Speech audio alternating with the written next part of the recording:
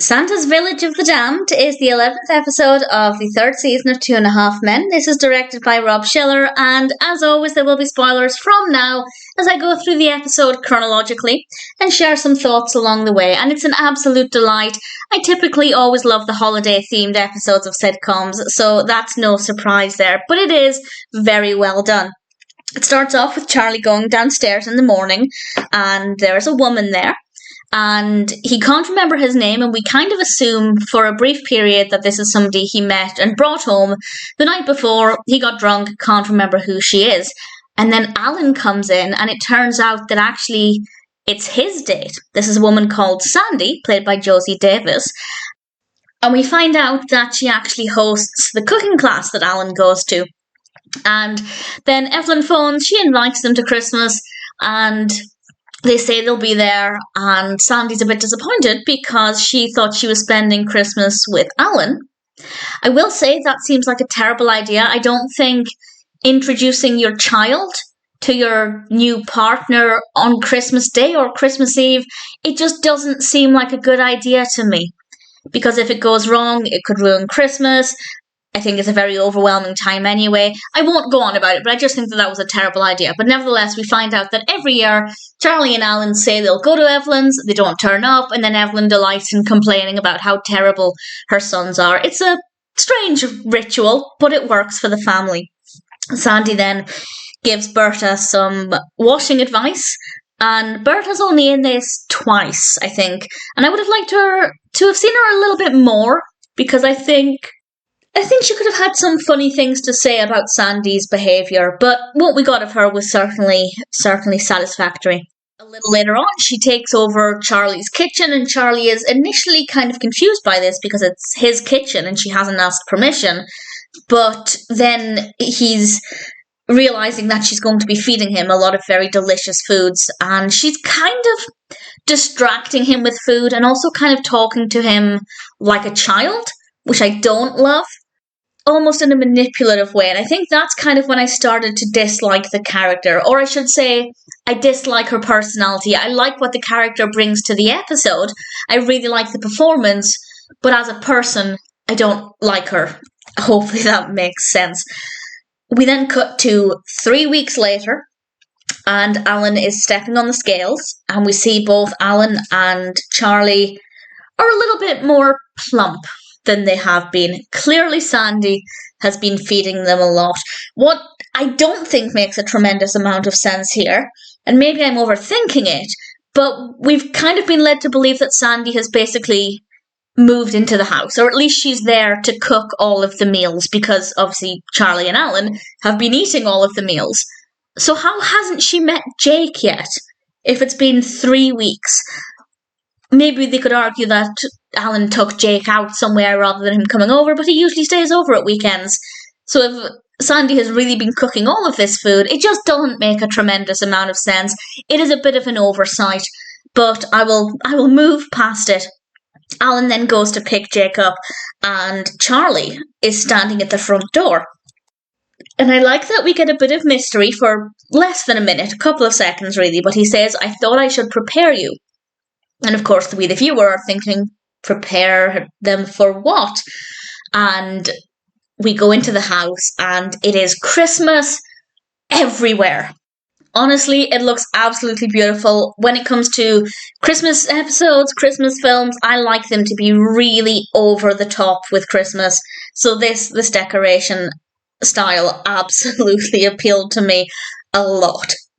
Things seem to be going well. Jake seems to like her. Alan, Charlie and Jake get very excited about the fresh gingerbread. They then have dinner, and although they're stuffed, they do manage to get to the piano and they start singing some Christmas carols. But very quickly on, Sandy gets a peculiar look on her face, and it's hard to work out what she's thinking. And from this point on, things just escalate. And it turns out that somebody had moved one of the ornamental reindeer that were on top of the piano. That somebody was Charlie. Thankfully, she very quickly moved on from it. She just told Charlie, if you're going to play with them, and I like the fact that she didn't say don't play with them. She just said if you have to play with them, make sure you put them back in the correct order, of course, with Rudolph at the front, and then Dasher, Dancer, Prancer, Vixen, Comet, Cupid, Donner, and Blitzen.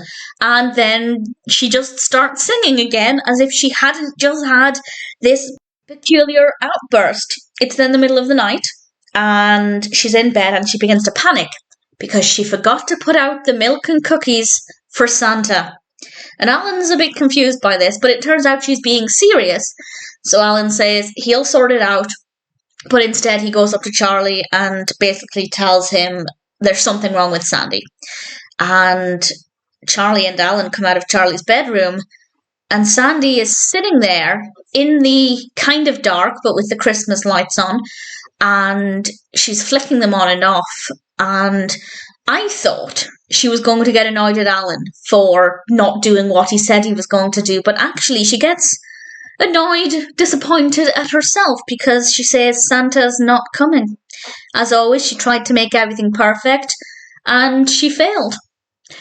And then she decides to say that she's been very naughty, and Alan needs to punish her. And she disappears for a moment, and we have a brief exchange between Alan and Charlie, and Alan doesn't want to go back to the bedroom because clearly this is not a normal way to behave.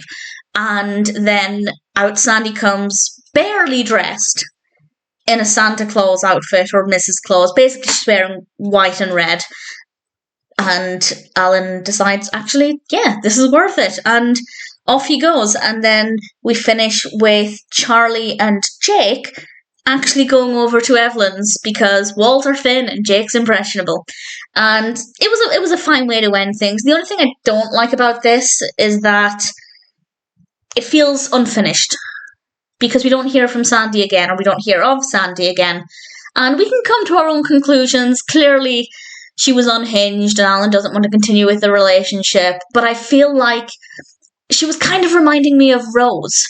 Not necessarily in the things she was doing, but in the way she was behaving. And I feel like she'd have a very similar response to Rose when she feels rejected by Charlie. Well, she's very good at getting revenge, let's put it that way. And I feel like there was more to that story. But at the same time, would I want her in another episode? I don't know, I feel like just one more episode, a couple of episodes down the line, just to wrap things up, I think would have been quite nice. But nevertheless, I can't complain about this episode. I did enjoy it. As I said, I do typically love the Christmas-themed episodes of sitcoms, and Santa's Village of the Damned is absolutely no exception.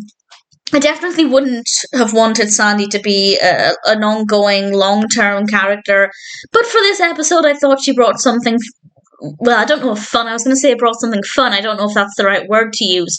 Interesting. She definitely brought something interesting.